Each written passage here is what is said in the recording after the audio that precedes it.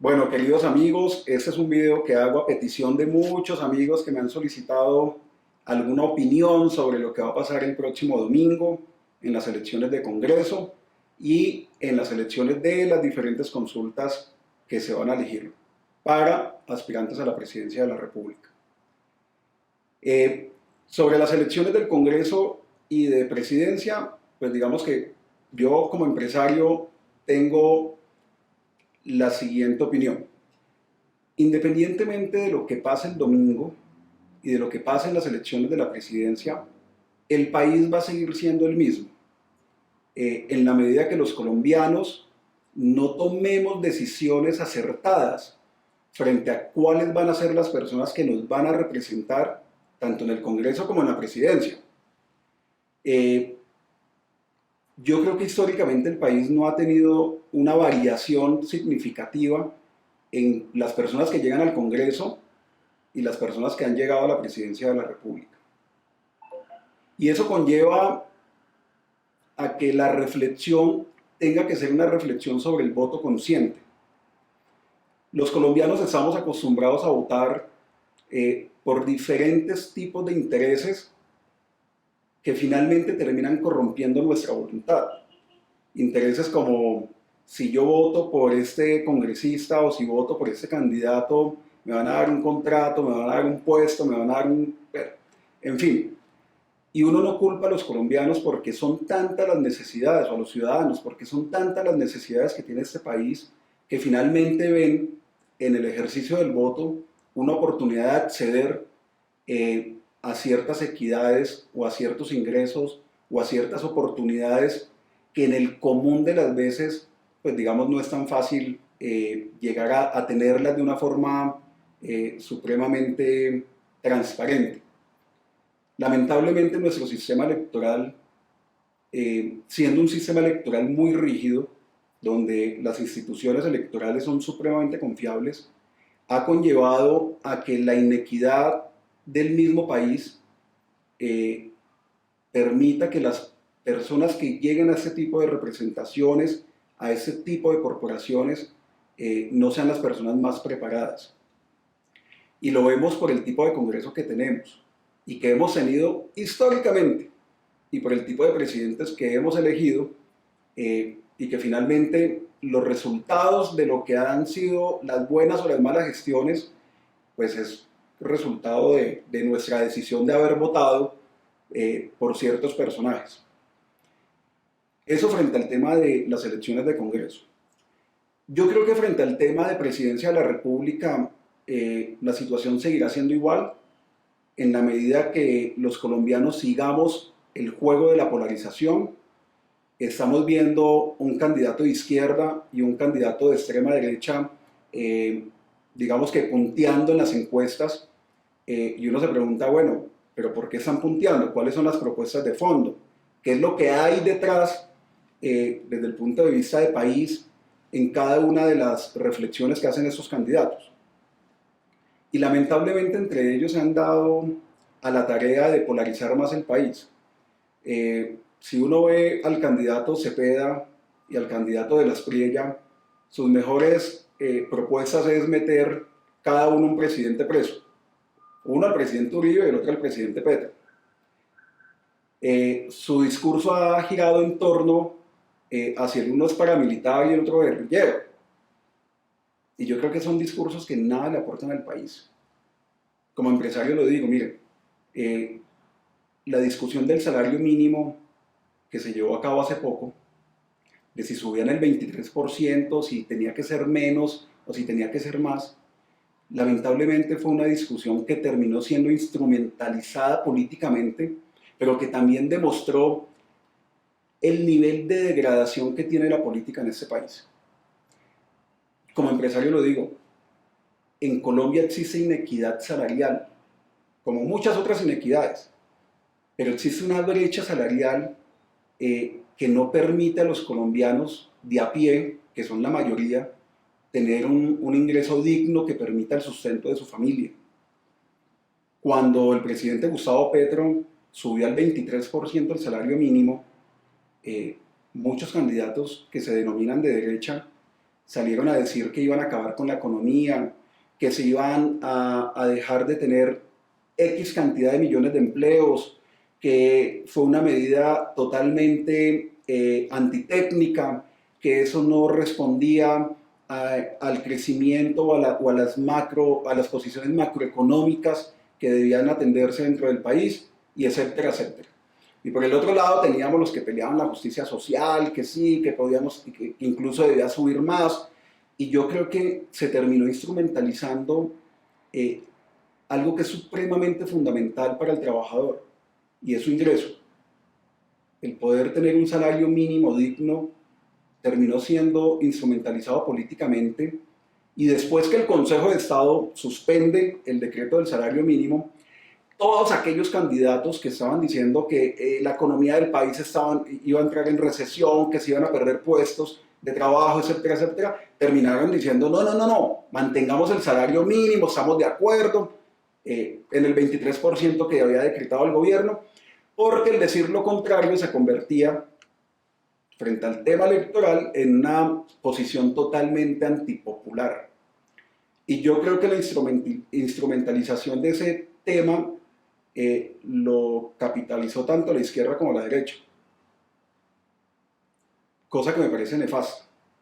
Me parece que la decisión de incrementar el salario mínimo de los trabajadores debía ser una decisión de país. Y claro que hay una inequidad salarial, y esa inequidad tiene y tenemos todos los empresarios, todos los que tenemos contratación de personal, estar muy alineados con que la gente merece un mejor salario. Por el otro lado, yo creo que el país le sigue dando juego a ese tipo de argumentaciones, a ese tipo de polarizaciones, sin exigirle a cada uno de sus candidatos, o por lo menos a los que van punteando, una explicación profunda de cuáles van a ser sus políticas de Estado, de qué piensan frente a la reforma tributaria, que cuál va a ser la reforma tributaria que van a llegar a proponer una vez sean elegidos, de qué piensan sobre el sistema de salud que está tan caótico y tan colapsado, donde cada vez escuchamos más noticias de gente muriendo por no poder acceder a los medicamentos, porque el país está en un caos. Yo no sé si el argumento que las EPS son de privados o de públicos, o si se enriquecieron con la salud o no, sea suficientemente fuerte para dejar sin medicamentos y sin atención primaria en salud a los trabajadores, a los ciudadanos, a los niños, a los ancianos. Yo no sé cuál es la posición de cada uno de los candidatos frente a ese caos de país que estamos viviendo hoy en día. Y seguimos en la argumentación de si somos de izquierda, de derecha o de centro, cosa que me parece totalmente absurda, pero que refleja también lo que es el país hoy en día. Yo siempre he dicho que los estados tienen los gobernantes que merecen, y los colombianos seguirán votando por lo mismo. Seguirán votando por la polarización, en el caso de la presidencia de la República, pero también seguirán votando por los candidatos al Congreso que más pancartas tienen, que más buses a los barrios mandan, que más publicidad distribuyen y que más recursos tienen. Las campañas al Congreso, cuando uno hila como muy delgado, terminan siendo campañas supremamente costosas en la política tradicional. Y uno dice, ¿será que un congresista gana tanto como para tener que financiar campañas de miles de millones de pesos? ¿Y cómo recuperan esa inversión? Pero los colombianos seguimos votando así. Entonces, para todos esos amigos que me pidieron alguna opinión sobre lo que está pasando a nivel político y a nivel de elecciones, yo creo que el país va a seguir siendo igual, porque estamos pensando de forma igual cada 4 años. Terminamos eligiendo los mismos, terminamos eligiendo las maquinarias, terminamos eligiendo los candidatos que mayor polarización tengan, y en este momento la polarización está en si somos guerrilleros o somos paracos, en si estamos de acuerdo con ideologías de izquierda o de derecha, cosa que me parece totalmente absurdo.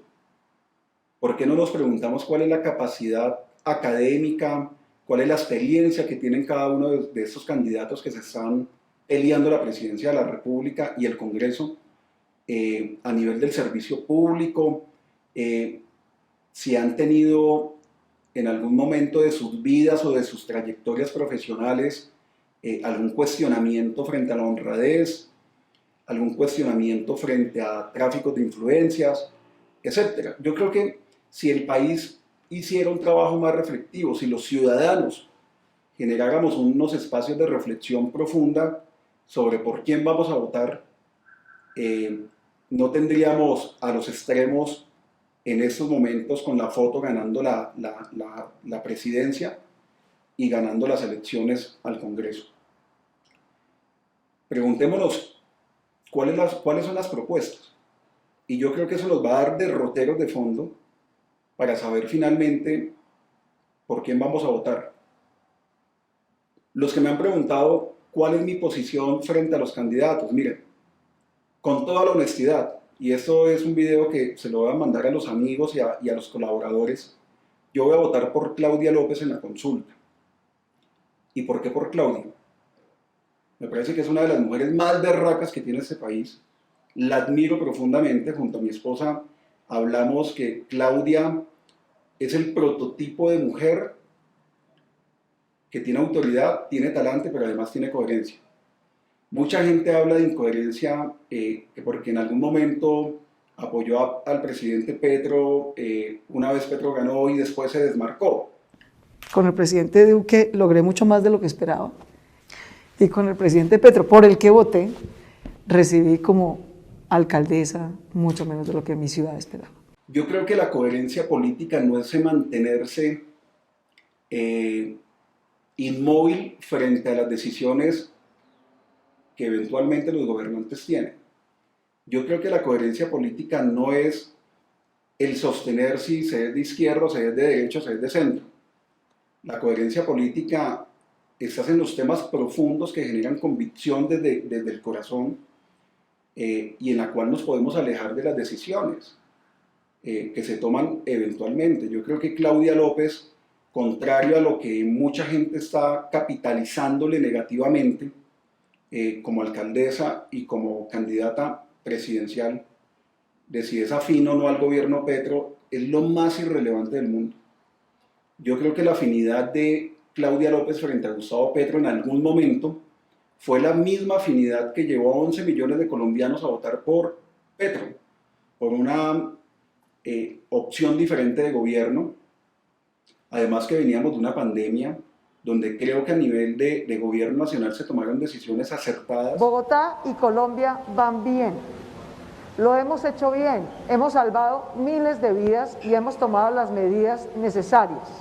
Otras no tan acertadas. El presidente Duque decía, no se puede cerrar el aeropuerto, no se puede cerrar la economía. No se puede. Y decía, presidente, que vamos a tener 2 millones de muertos, señor. O sea. Y que conllevó a que hubiese descontento de un sector muy importante del país. Y eso fue lo que llevó a Gustavo Petro a ganar la presidencia de la República. No fue Claudia López, como muchos quieren decirlo, o muchos lo afirman.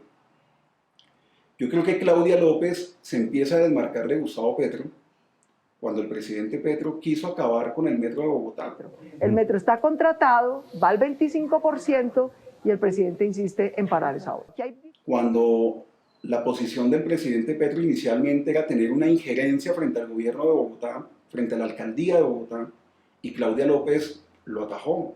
Claudia López no permitió, primero, que un proyecto de ciudad tan grande, tan soñado que tenían los bogotanos. Yo soy caleño, pero vivo en Bogotá y amo esta ciudad, que ese proyecto tan grande que había sido diseñado desde la alcaldía de Peñalosa, de Enrique Peñalosa, pues a pesar de las diferencias que pudiese tener Claudia frente a ese diseño, pues que no se parara, sino que siguiera la continuidad de esa política y de ese proyecto, que era un proyecto muy importante, y que siguiera a pesar del abandono del gobierno nacional en su momento en cabeza del presidente de la República. Bogotá no ha recibido del presidente Petro lo que se merece. Ha recibido irrespeto a sus decisiones y a las de sus ciudadanos. El intento de volver la agenda, de desconocer la prioridad del metro. Yo creo que esa fue una decisión valerosa. Si hoy los colombianos tienen metro es porque precisamente Claudia López le reclamó al presidente Petro el abandono en el que tenía la ciudad, en el abandono que tuvo el gobierno nacional frente a la continuidad de los proyectos que venían de alcaldías anteriores. Hoy tenemos muchas obras al tiempo, yo sé que requiere mucha paciencia, pero gracias a esas obras, 500.000 de personas está trabajando, no está pasando ni hambre, ni pobreza, ni depende del subsidio de nadie para salir adelante, sino que consiguió un trabajo. Si Claudia López hubiese sido de izquierda, hubiese llegado con una posición izquierdista a la alcaldía de Bogotá, pues hubiera destrozado lo que hizo Enrique Peñalosa. Y yo creo que no es así. Hay quienes proponen parar ese contrato, volver a empezar, demorarnos más, gastar más plata para tener un tramo subterráneo en la primera línea. Gran parte de las obras que tiene hoy en día Bogotá, de las obras que vemos en el día a día, es gracias a la ejecución y a la decisión valiente que tuvo Claudia de seguir los proyectos que venían desde la alcaldía de Enrique Peñalosa, de continuarlos a pesar del abandono del gobierno nacional, y tomó una decisión políticamente necesaria para la ciudad. Si cada vez que alguien llega, para todo, sabotea, bota lo invertido a la caneca y vuelve a empezar, por eso es que no tenemos metro. Por otro lado, veo que Claudia en su alcaldía de Bogotá lo hizo bien. Claro que tuvo desaciertos, claro que tuvo problemas de gobernabilidad porque no hizo acuerdos políticos con el Consejo de Bogotá. Pero yo no dudo que Claudia López es una mujer transparente, que es una mujer tesuda, que es una mujer de decisiones y que las decisiones como gobernante están demostradas, no las tomó con base en si era de izquierda, de derecha o de centro. No las tomó con base en si el presidente de la República, Gustavo Petro, estaba de acuerdo o no. Creo que el manejo de la pandemia que tuvo Claudia López en Bogotá fue un manejo adecuado, fue un manejo serio, fue un manejo planificado de todo un equipo de gobierno. Muchos bogotanos, muchos ciudadanos que vivimos en Bogotá, que somos foráneos, debemos en gran parte a Claudia López que la mortalidad en Bogotá no hubiese tenido el mismo impacto que en otras ciudades del mundo, como Guayaquil, como Nueva York. Y eso fue por decisiones que se tomaron en su momento, con un conjunto de alcaldes y gobernadores, a pesar del distanciamiento del gobierno nacional de su momento, de tomar unas medidas supremamente planificadas en medio de la peor crisis sanitaria que ha tenido el mundo. Claudia López, desde el punto de vista mío y de mi esposa, representa eso. No la mujer que ideológicamente la gente encasilla en una izquierda, en una derecha o en un centro, sino que es la mujer que representa la experiencia de haber gobernado, la capacidad de apartarse de decisiones políticamente correctas, pero fundamentalmente incorrectas para la sociedad o para el beneficio de la comunidad, y de haber tomado distancia del gobierno nacional, del gobierno del presidente Gustavo Petro, frente a muchas de las políticas que fueron regresivas para la ciudadanía. Yo creo que ella ha sido ponderada en reconocerle al presidente Duque y al presidente Gustavo Petro los méritos que han tenido y los aciertos que han tenido en su gestión de gobierno, pero también ha sido ponderada a la hora de tomar decisiones y apartarse de la línea de gobierno que actualmente tiene nuestro país. Queridos amigos, es una reflexión que tengo frente a lo que se viene. Yo voy a votar por Claudia López en la consulta. Creo que de las diferentes personas que están en las diferentes consultas que se van a hacer el domingo próximo, creo que la persona más preparada que ha gobernado, además, que tiene una capacidad de gestión y de entendimiento frente a lo que es las necesidades sociales. Creo que es una mujer ejecutora, ejecutó claramente unas obras muy importantes para la ciudad, no permitió que se pararan esas obras. Creo que su condición de mujer hace que los colombianos le demos una oportunidad, que gobierne. Creo que lo va a hacer muy bien. Y esa es la invitación que les hago a todos, las personas que me conocen, que conocen a mi esposa, a que nos acompañen en esa consulta votando por Claudia López. Se llama la consulta de las soluciones, debemos pedir el tarjetón de las consultas. Y lo otro, yo también creo que vale la pena decirlo, estamos apoyando a Angélica Lozano, que es el número 10 del Partido Verde. También es una congresista que no tiene maquinarias políticas, que creo que arrastra un voto de opinión supremamente importante, que tiene una agenda legislativa que mostrarle al país de lo que ha sido su gestión en los últimos 4 años, o en los últimos 8, no sé cuánto llevará en el Senado o en el Congreso, pero ha tenido una agenda legislativa muy importante. Creo que es una mujer honesta, a la que también vale la pena apoyar. También apoyaré a Vladimir Rodríguez, un muchacho joven que tiene una experiencia muy importante en temas de seguridad. Está aspirando a la Cámara de Representantes por Bogotá, por el Partido Verde, con el número 111. Amigos, ya desde la casa, más relajados, más chéveres, quiero decirles, ojalá tengan en cuenta a Claudia López dentro de la consulta para la presidencia de la República, para que sea candidata, para que nos represente, porque es una mujer de templanza, además honesta, chévere, bacana, como lo es mi mujer. Que tengan en cuenta a Angélica Lozano del Partido Verde, número 10, a Vladimir, número 111 del Partido Verde, experto en seguridad, lo que tanto necesitamos los colombianos, tranquilidad, seguridad. Ese man sabe eso.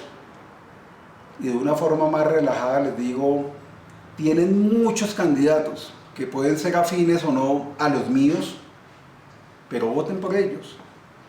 Tenemos candidatos en Antioquia, aquí mismo en Bogotá, del Centro Democrático, del Partido Verde. Bueno, ahí les vamos a dejar la tabla de cuáles son mis candidatos favoritos. Y ustedes deciden. Hay de diferentes vertientes, colores, posiciones, pero que yo sé que desde el punto de vista de lo que es la labor legislativa, lo van a hacer muy bien, que es lo que cada uno tenemos que encomendar con el voto que vamos a sufragar el próximo domingo.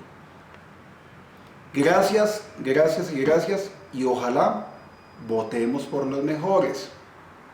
Piensen en Claudia López, en Angélica y en Vladimir. Ahí se los dejo. Son mis candidatos favoritos.